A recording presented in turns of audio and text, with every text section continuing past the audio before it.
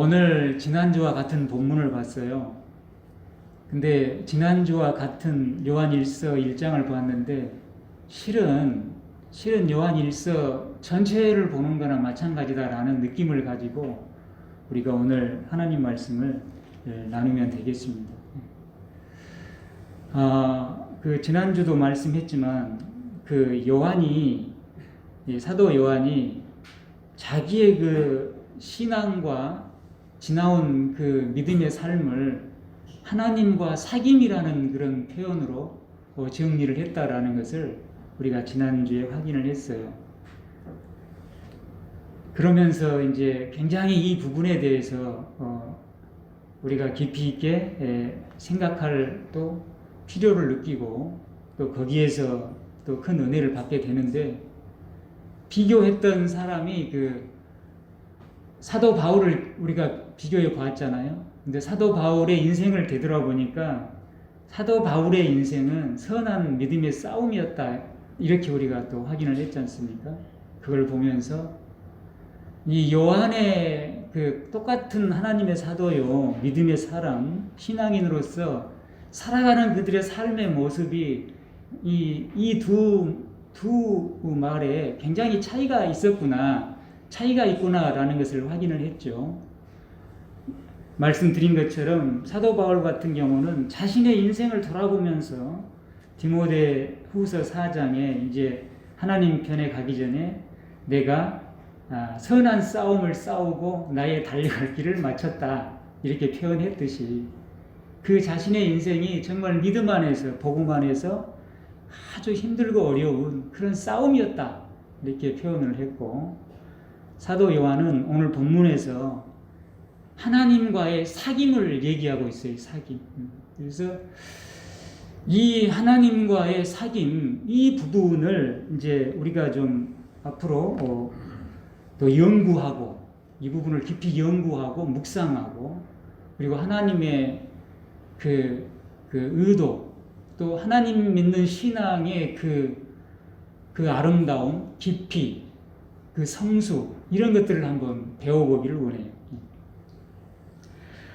이 사도 요한도 처음에는 그 우레의 아들, 천둥의 아들, 벼락 같은 사람이라는 뜻으로 굉장히 터프한 사람이었는데, 이제 후에 이제 사랑의 사도가 되었다, 그런 말씀을 나눴잖아요. 그러면서 하나님과의 이 본질적인 교제, 믿음의 교제가 이루어지면 우리 인간의 사람의 본성은 변하기 어려운데, 그러나 그 본성이 변하게 된다라는 말씀을 확인했습니다.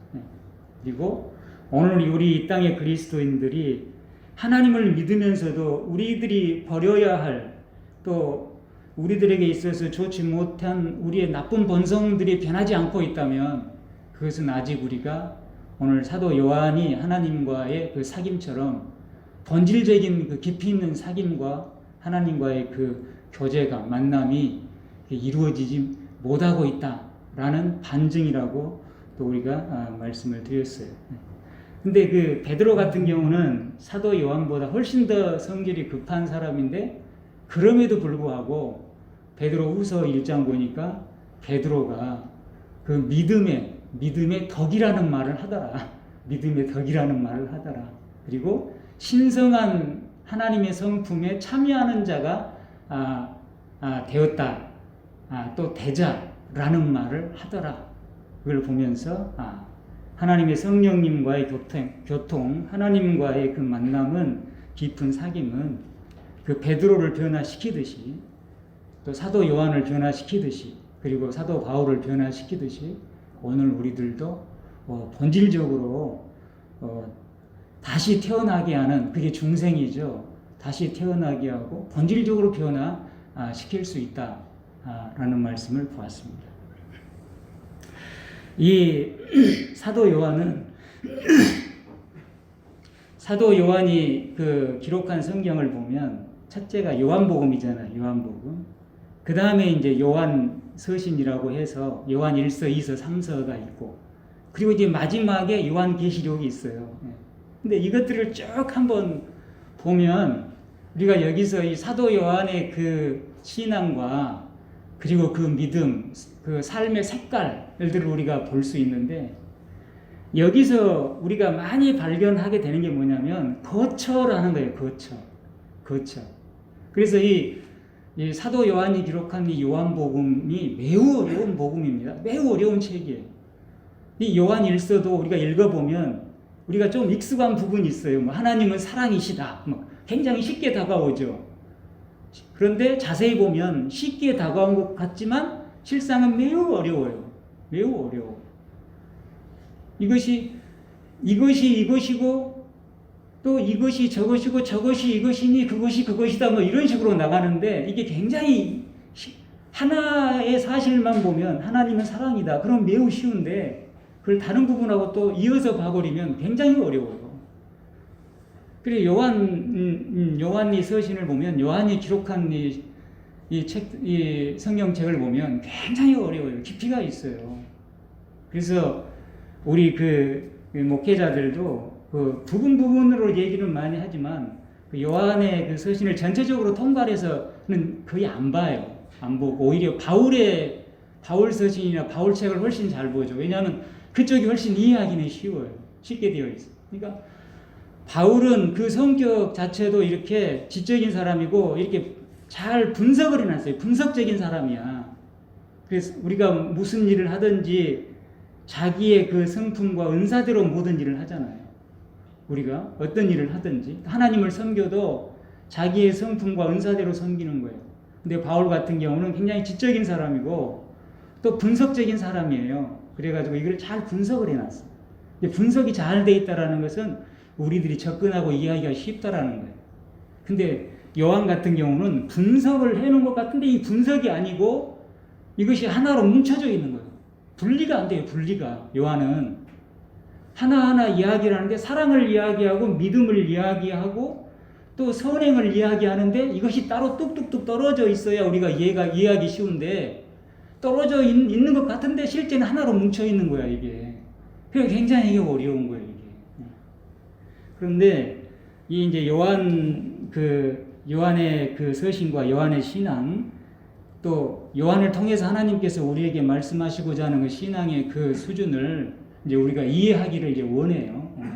좀 어렵지만. 그래서 이 부분을 이제 좀 나아가 보는데, 또 그 이유는 뭐냐면 이제 정리를 해보니까 그 요한의 그 신앙과 그 신앙의 삶이 가장 높은 수준인 거야. 이게 가장 높은 수준이야. 가장 어렵고 높아요. 보니까 그런 거예요.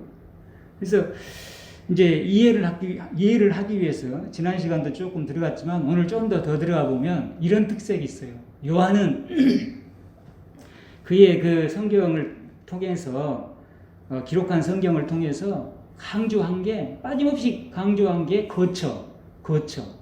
거처라는 것은 뭡니까? 함께 사는 곳이죠. 이걸 강조해요. 함께 사는 것, 거처, 함께 사는 것, 그리고 하나됨, 이런 것을 강조를 해요, 요한이.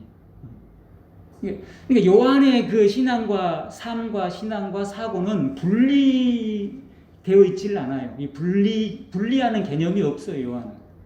분리가 아니라 항상 하나됨이고 함께고, 그리고 그것을 또 함께 거처하고 이런 거예요.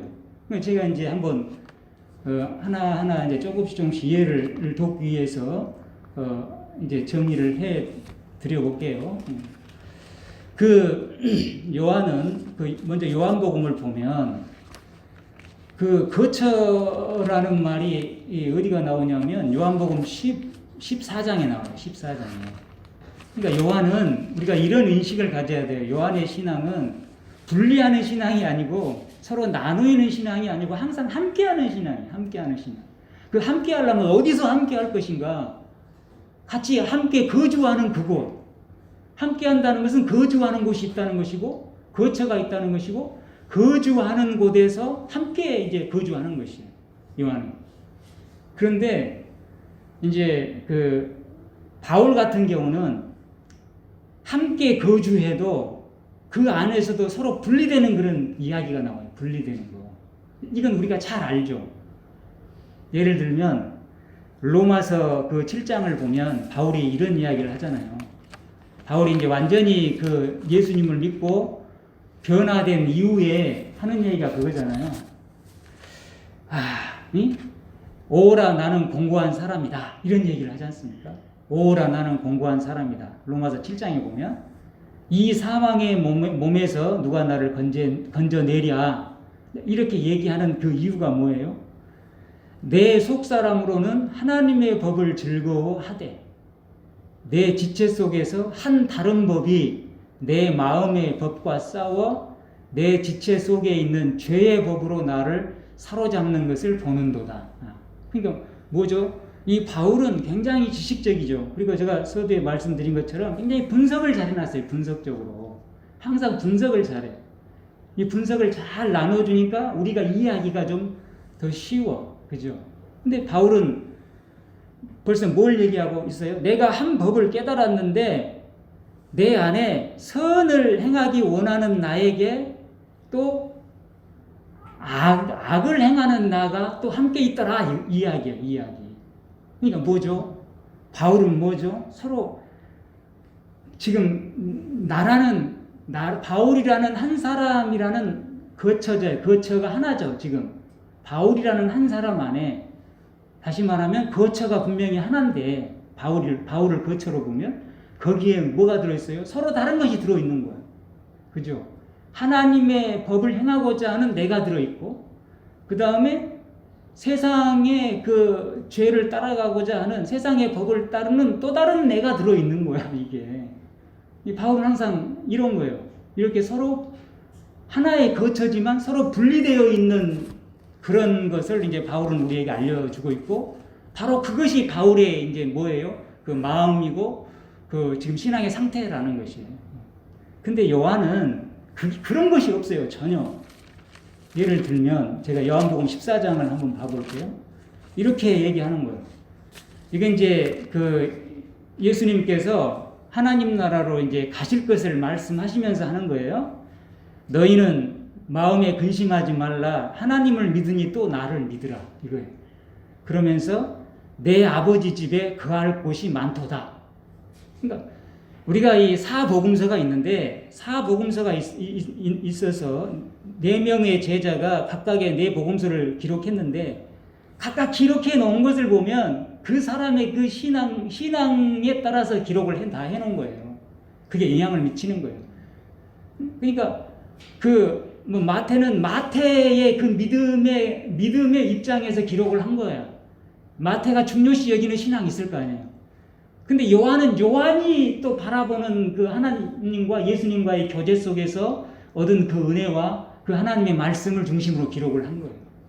근데 이 요한은 바로 이런 것을 기록을 한다고 말해요. 다른 복음서에는 이런 것이 없어요. 근데 요한은 요한복음 14장뿐만 아니라 전체적으로 이 거처라는 것을 많이 얘기하셔요. 내 아버지 집에 거할 곳이 많도다. 근데 거할 곳이라는 얘기를 해요. 거할 곳은 뭐예요?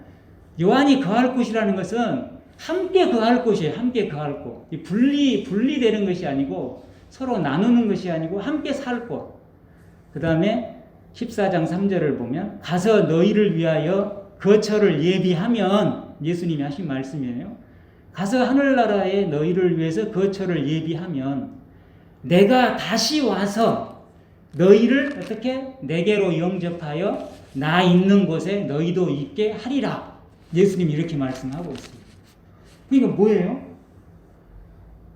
절대 지금 예수님과 그 제자들 또 오늘 신앙인들이 서로 분리되지 않는 그런 내용을 지금 요한은 얘기하고 있잖아요.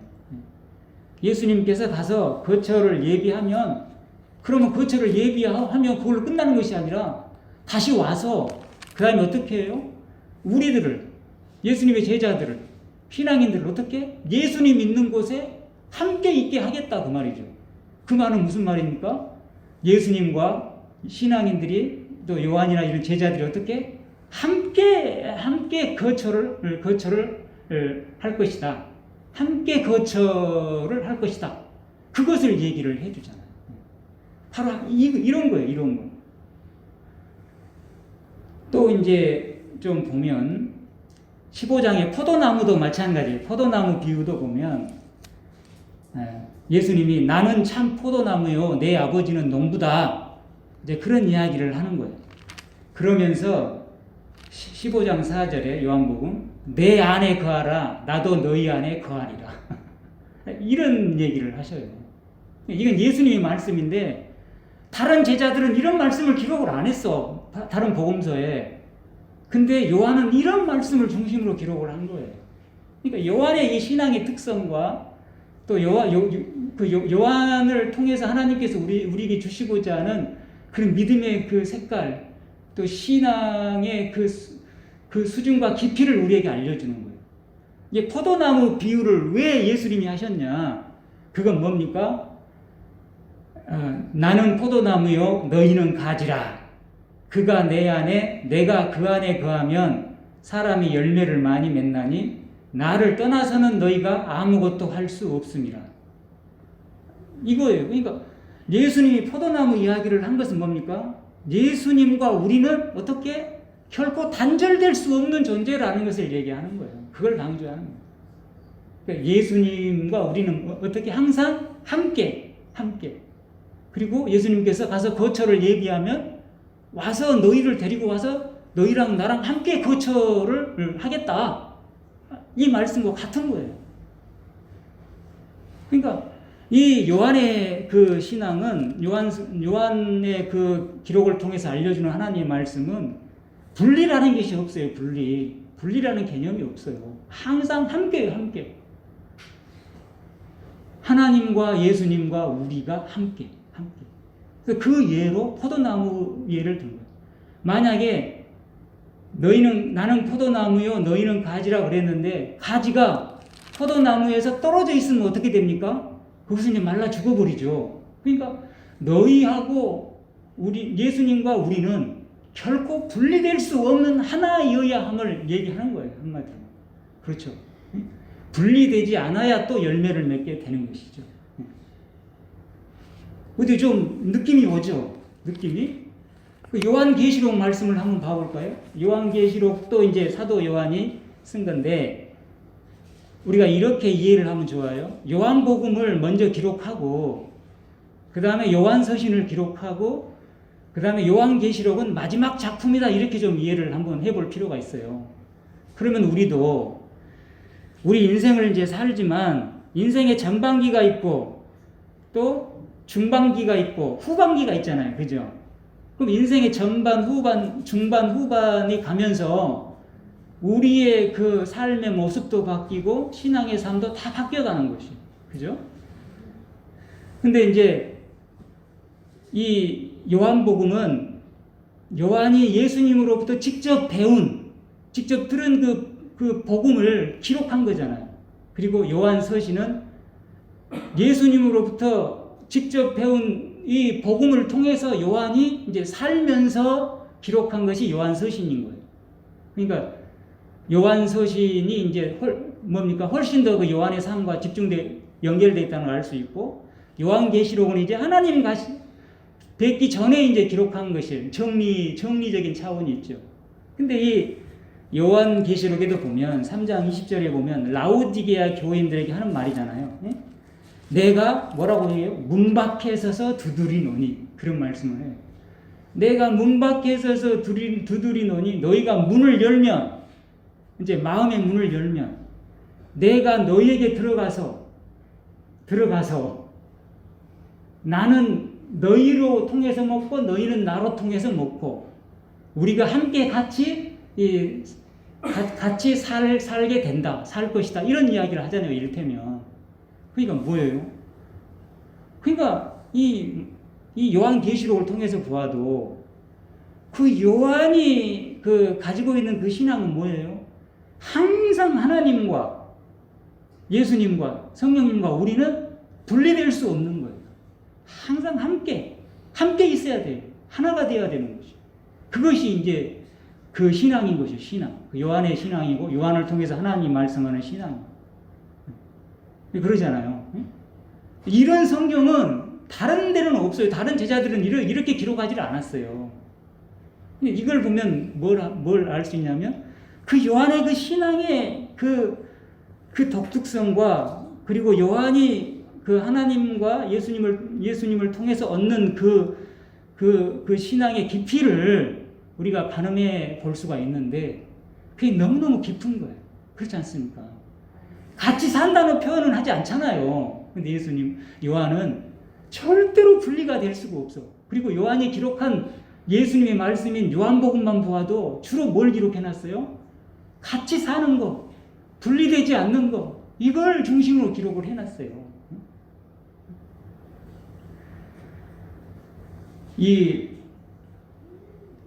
그 요한복음 14장을 보면 좀 더 봅시다.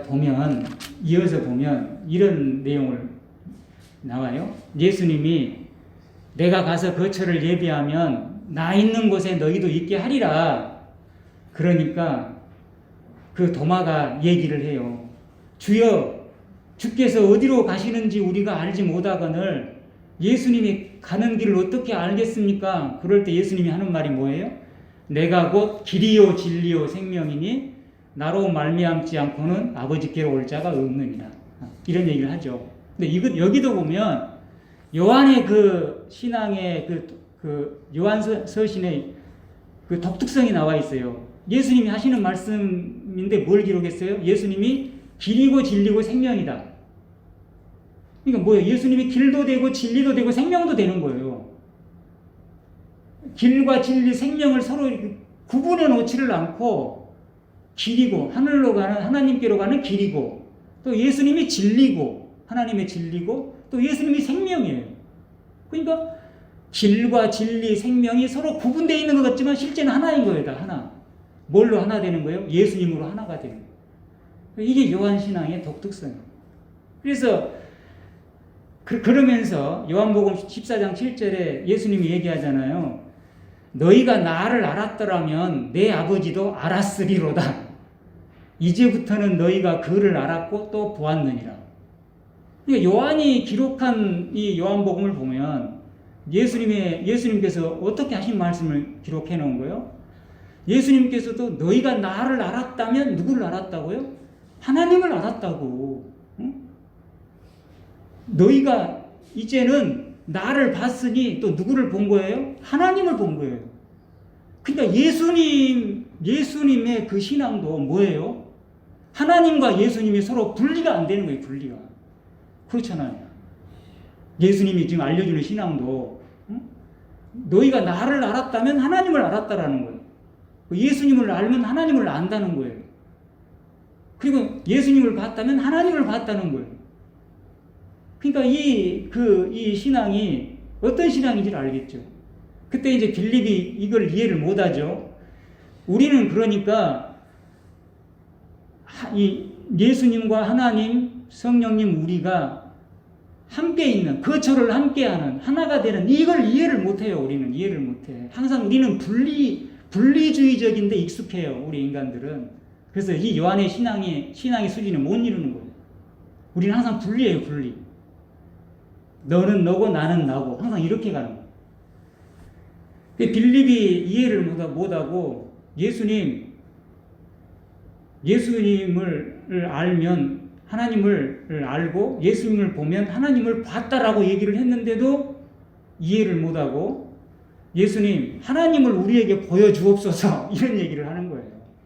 하나님을 보여달라고 얘기를 하는 거예요. 그러니까 예수님 안에 하나님이 있고 하나님 안에 예수님이 있는데 이걸 이해를 절대 못하는 거예요. 그러니까 예수님이 빌립아 내가 이렇게 오래 너희와 함께 있으되 너가 나를 알지 못하느냐 나를 본 자는 아버지를 보았거늘 어찌하여 아버지를 보이라 하느냐 이런 얘기를 하는 거예요. 그러니까 이게 굉장한 거죠. 굉장한 거. 지금 서서히 제가 이제 밑밥을 깔아가고 있는데 이게 굉장히 깊은 거예요. 깊은 거. 그러죠? 그러니까 어떤 신앙의 수준을 지금 보여주고 있습니까? 예수님을 통해서 예수님을 통해서 하나님을 보는 신앙을 보여주는 거예요. 그리고 하나님을 본 자는 하나님이 예수님 안에 있는 것을 보는 신앙을 보여주는 거예요. 이걸 이제 우리한테 조금 적용시켜 보면 요한의 신앙을 통해서 보면 하나님과 예수님 우리가 하나이기 때문에 우리를 통해서 뭘 볼 수 있어야 돼요? 하나님을 볼 수 있는 것이죠. 이게 어마어마한 거예요. 우리를 통해서 예수님을 보는 것이죠. 우리를 통해서 성령님을 보는 것입니다. 이렇게 되는 거예요. 근데 우리를 통해서 하나님과 예수님 성령님을 못 보면 그거 이제 상당히 이제 좀 문제가 되는 거예요. 이거는 이제 후에 정리를 하겠지만 예수님께서 또 얘기를 하세요. 10절에 보면 요한복음 14장 10절에 내가 아버지 안에 거하고 아버지는 내 안에 계신 것을 내가 믿지 아니하느냐 이렇게 얘기를 합니다. 내가 너희에게 이르는 이 말들도 내 스스로 하는 것이 아니다.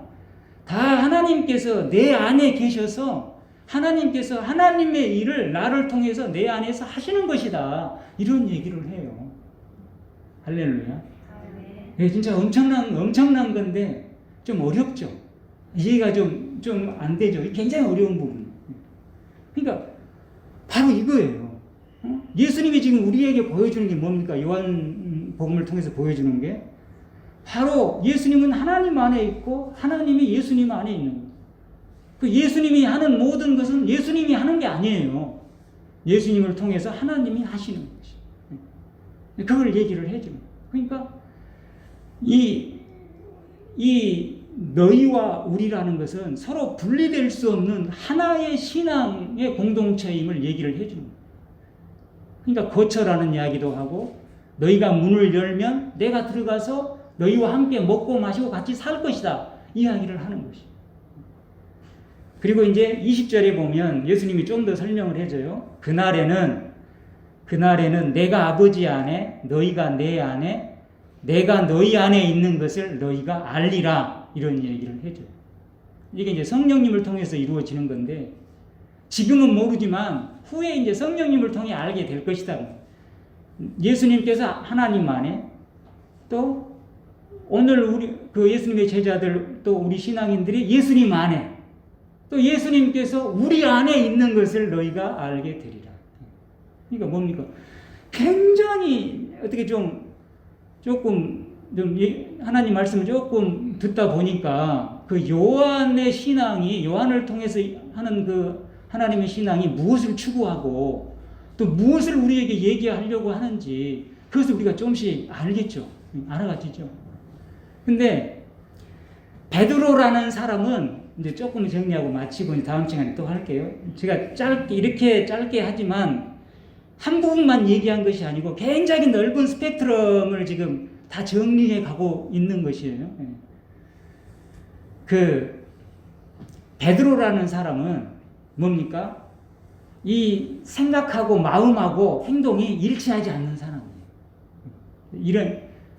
이런 차이가 있어요. 근데 요한은 생각하고 행동이 일치하는 사람이에요. 이걸 보면 이 요한이 왜 그토록 그 하나님 말씀을 붙들었는데도 예수님과 하나님과 하나 되는 말씀, 또 함께 있는 말씀을 붙들었는가를 알 수 있어요. 요한은 그의 그 마음 속에, 그의 이 생각 속에 이 분리라는 것이 없어요. 분리라는 것이 요한은 항상 함께예요. 함께 하나님과 하나 되고 함께하는 것이에요. 그러니까 요한은 어떤 사람이에요? 자기가 생각하는 것이 행동하고 하나예요. 하나. 이게 분리가 안 되는 사람이에요. 근데 우리 인간은 대체적으로 어떠죠? 우리의 생각하고 마음하고 행동이 분리가 되죠, 자꾸. 그것이 이제 우리 모두의 문제잖아요. 그래서 이 요한의 신앙과 요한을 통한 하나님의 이 말씀이 오늘 이 시대에 우리에게 주시는 하나님의 말씀이다라는 것입니다. 제가. 우리는 분리가 되는 것이. 그 대표적인 예를 아까 바울도 보았잖아요. 바울도 그 마음속에 회심하고 돌아왔지만 하나님의 법을 행하고자 하는 그 마음이 있고 또 세상을 따라가는 마음이 있어서 서로 이 분리되어서 싸우고 있는 그 갈등을 보여주고 있잖아요. 근데 요한은 갈등이 없어요. 갈등이 없는 거야. 그 믿음이 삶인 거야. 삶이 믿음인 것이야. 이게 이렇게 되는 거예요.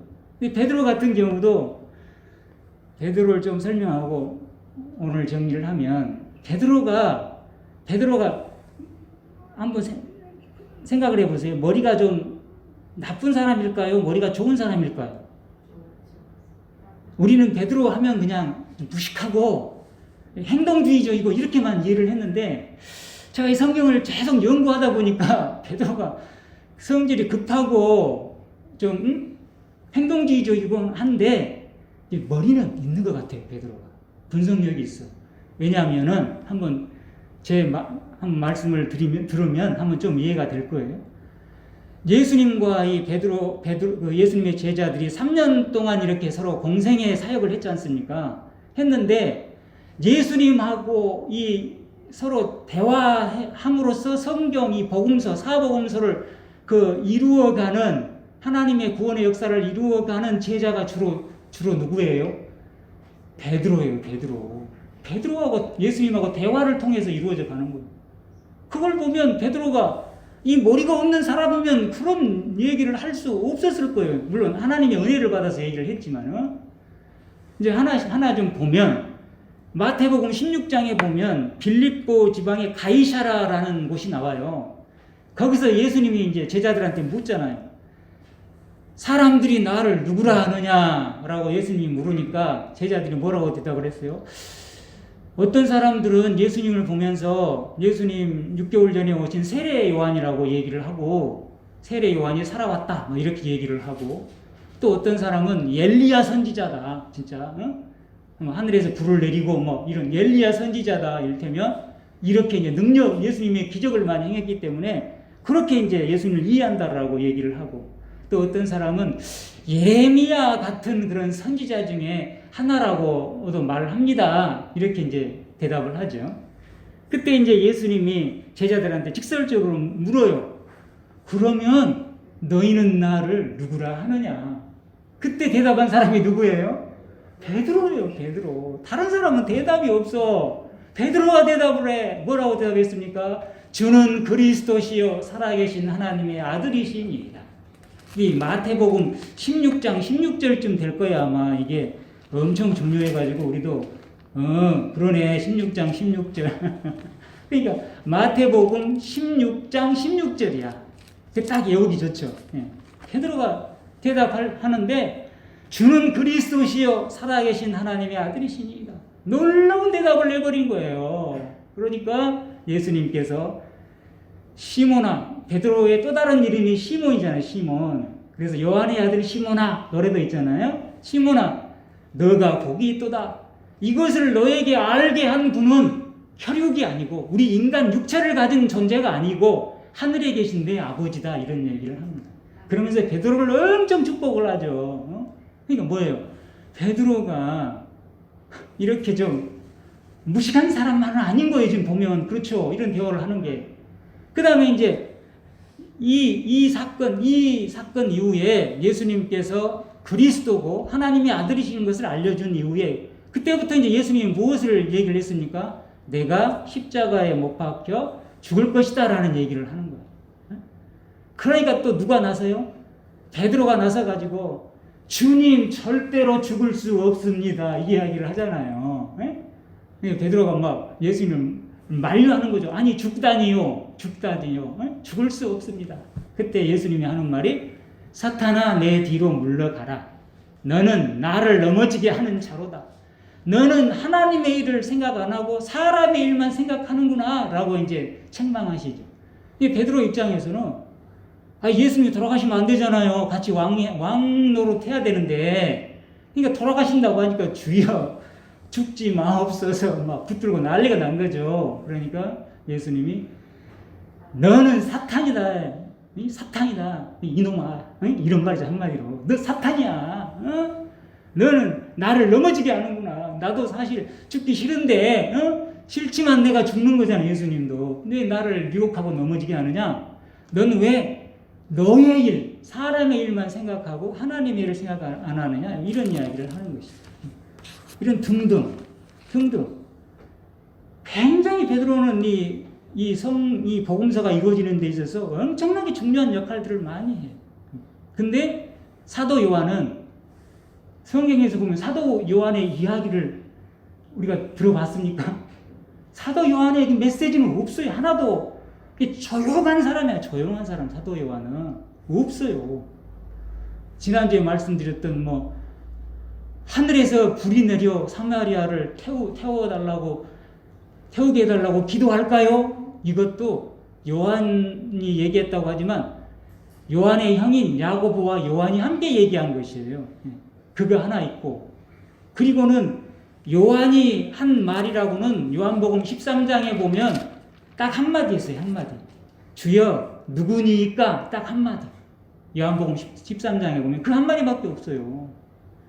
근데 이 사건이 요한의 그 신앙과 요한의 성품과 삶을 이해하는 데 결정적인 힌트가 될 수 있어요. 이게 뭐냐면 예수님께서 이제 최후의 만찬 하시고 제자들의 발을 씻어주세요.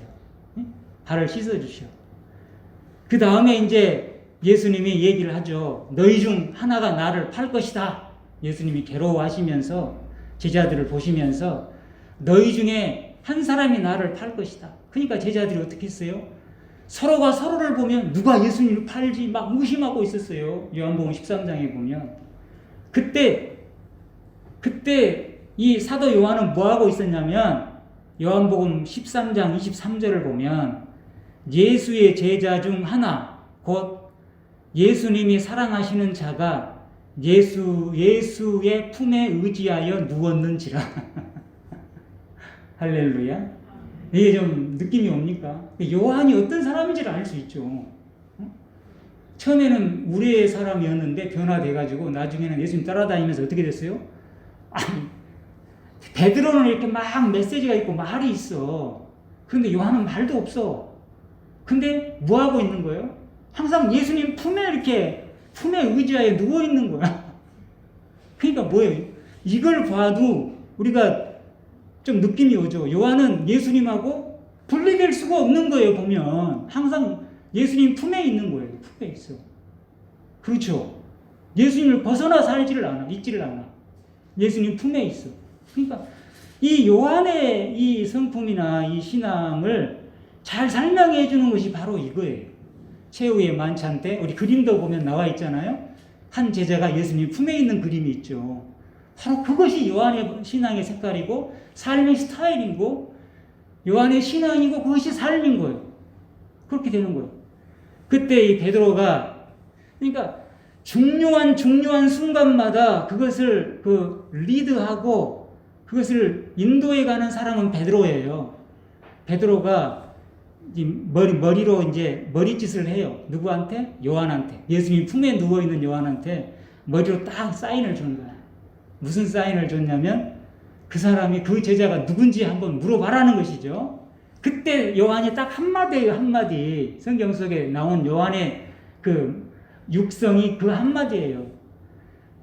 요한복음 13장 25절을 보면 그가 예수의 가슴에 그대로 의지하여 말하되 이제 요한이 예수님의 품에 누워 있다가 그대로 품에 누워 있는 채 이제 예수님을 밑에서 위로 보면서 이제 질문하는데 뭐라고 했냐면 주여 누구니까 딱 이 한마디야. 이 한마디. 주여 누구니까 라고 묻는 거예요.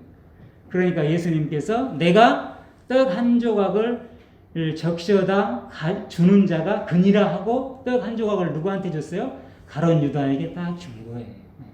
이거예요. 그러니까 이 요한의 스타일과 요한의 신앙이 예수님 품에 앉아 있으면서 그러면서 품에만 앉아 있는 거야. 예수님하고 절대 분리되지 않는 거예요. 그러면서도 어떤 그 소리가 없어요. 소리는 없어. 조용해. 언제나 조용해. 말이 없어. 그러니까 다른 사람이 보면 있는지 없는지 몰라. 그런데 항상 어디가 있어요? 예수님의 품에 있어. 그게 요한의 신앙이에요. 근데 베드로 같은 경우는 뭐예요? 항상 어떻게 주도적으로 얘기를 하지만 베드로는 자기의 생각하고 마음하고 행동이 일치를 안 하는 거예요. 이 사건 이후에도 요한복음 13장 36절을 보면 시몬 베드로가 이르되 예수님 어디로 가시나이까? 예수님이 이제 너희 중 한 사람이 나를 판다 그랬잖아요. 그러니까 어디로 가시나이까? 예수께서 대답하시되 내가 가는 곳에 너가 지금은 따라올 수 없지만 후에는 따라오리라. 이렇게 예수님이 말씀을 하죠. 너는 지금 내 가는 길 못 와. 내 십자가 지러 가는데 지금 너는 그 길을 못 와. 하지만 후에 성령님을 받고 너가 중생한 이후에는 그때는 십자가 지고 가는 이 길을 너가 따라올 거야. 그 이야기예요. 그때 베드로가 뭐라고 얘기했습니까? 주여 내가 지금은 어찌하여 따라갈 수 없나이까? 이런 말이에요. 이건 베드로의 진심이에요. 진심. 그죠? 주님이 어디로 가든지 저는 주님을 따라가겠습니다. 이 말은 베드로의 진심이고 베드로의 그 진실된 생각이에요. 근데 문제는 뭐예요? 베드로는 마음하고 생각하고 행동이 서로 분리된 거예요. 일치하지를 못해요. 주님이 어디로 가든지 제가 따라가겠나이다. 어찌해서 제가 주님을 사랑하는데 주님을 못 따라갑니까? 주를 위하여는 내 목숨까지도 버리겠나이다. 다른 마태복음이나 이런 복음서에 보면 더 리얼하게 얘기하죠. 다른 제자들은 다 주님을 버릴지라도 나는 죽어도 주님을 버리지 않겠습니다. 이렇게 얘기를 해요. 그러니까 베드로의 사랑, 예수님을 위한 사랑이 확고한 거죠. 확고한 거. 그렇죠. 그런데 예수님 뭐라고 얘기를 해요? 내가 나를 위하여 목숨을 바치겠느냐? 라고 물으면서 내가 진실로 내게 이르노니 닭 울기 전에 내가 3번 나를 부인하리라. 할렐루야. 이거예요. 그러니까 우리가 요한의 신앙을 지금 우리가 보고 그 신앙의 그 깊이와 그 아름다움, 근데 그것이 오늘 이 시대의 우리의 신앙의 지향점이 돼야 되고 또 우리의 신앙의 해답인 것을 지금 찾아가는 과정이에요. 과정 속에 이제 베드로를 인용하는 거예요. 그러니까 뭐예요? 베드로도 예수님을 목숨을 바칠 정도로 사랑하는 사람이에요. 사랑해요. 근데 베드로의 사랑은 그가 마음으로 하고 생각으로 하는 그 사랑하고 행동으로 옮기는 사랑하고는 서로 다른 거예요. 달라. 베드로는 달라요. 그래서 실질적으로 베드로가 3번 예수님을 부인하잖아요. 그죠?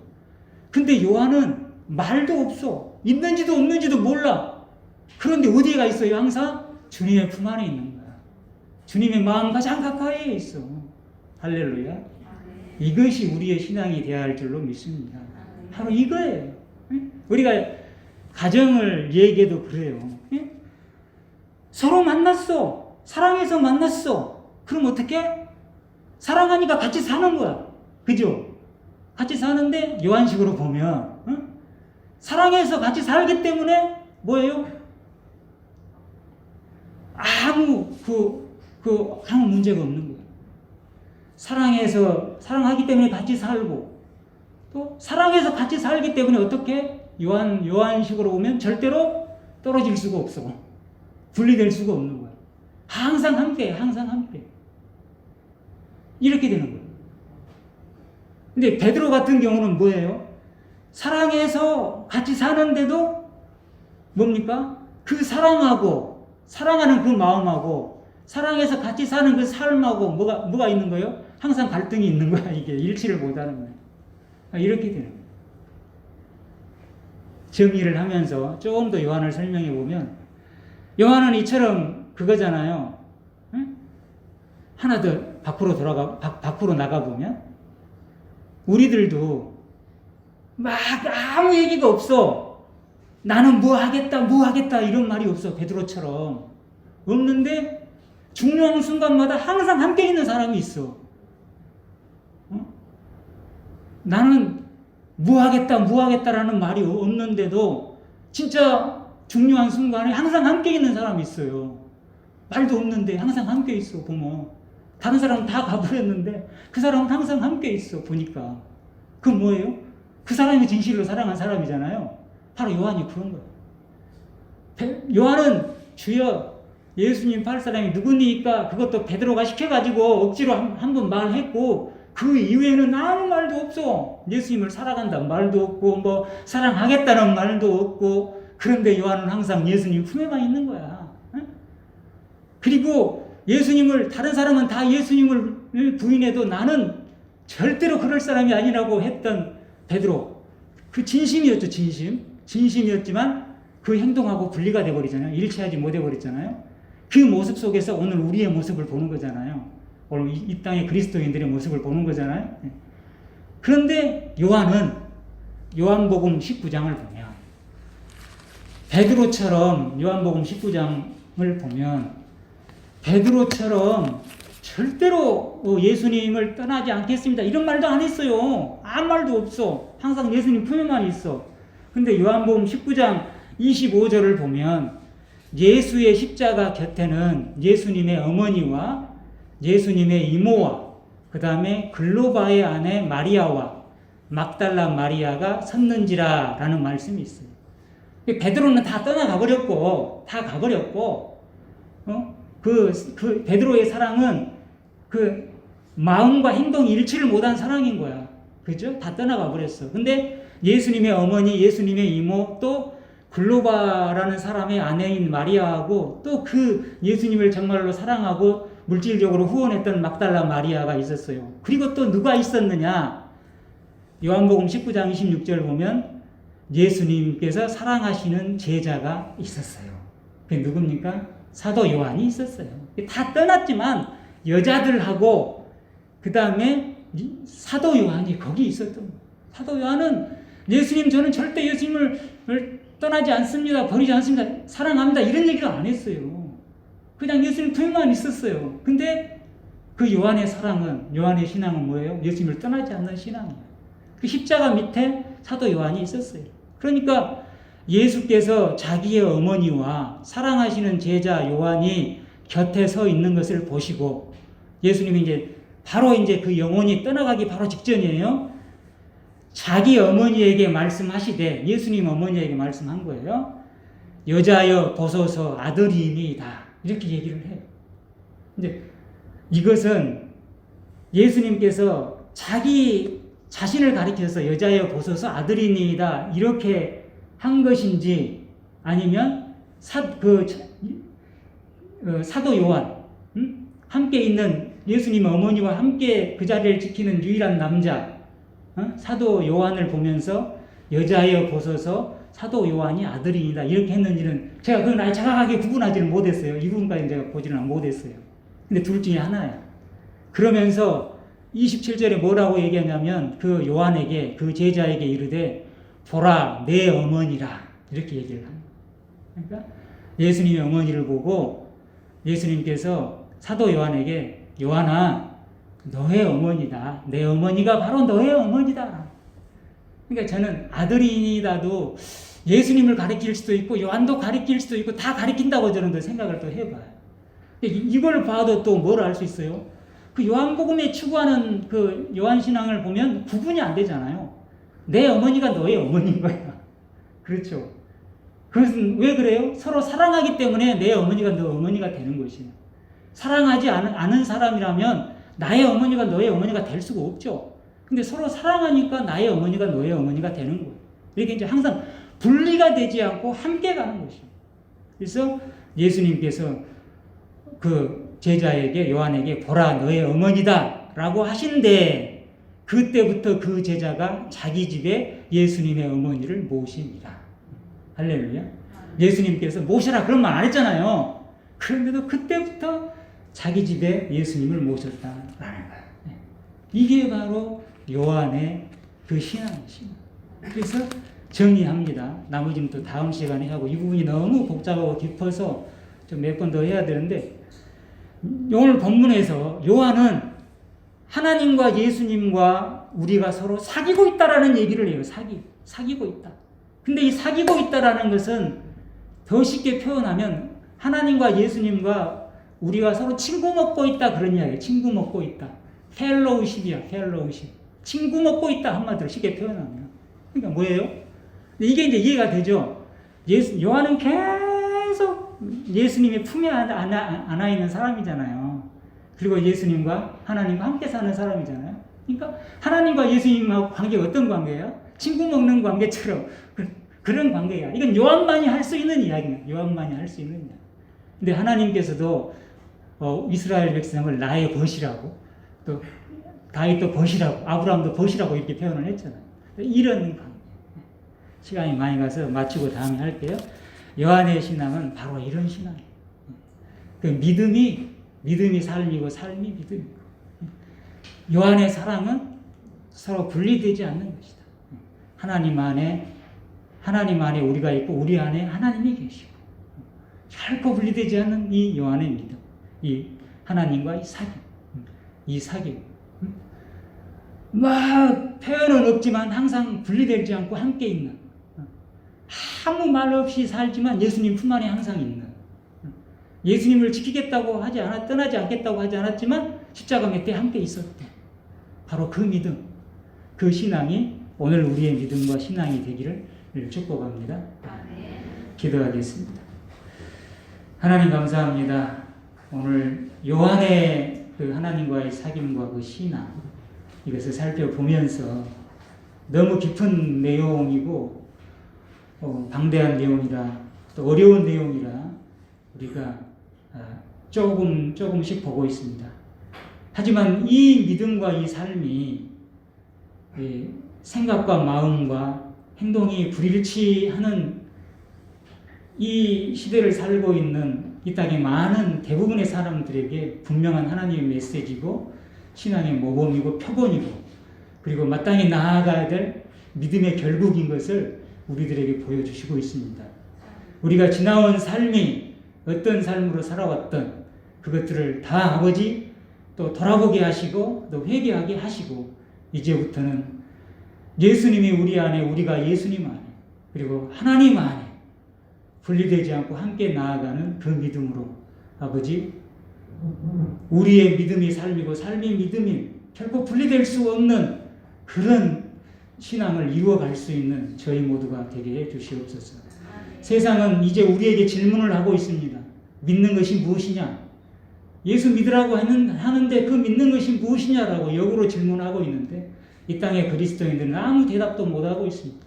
우리가 요한의 신앙을 공부하면서 예수 믿는 것이 바로 이런 것이야 라고 대답을 해줄 수 있는 또 보여줄 수 있는 저희 모두가 되어서 세상을 변화시키게 해 주시고 깨닫게 해 주옵소서. 믿사오며 귀하신 예수님의 이름으로 기도드리옵나이다. 아멘.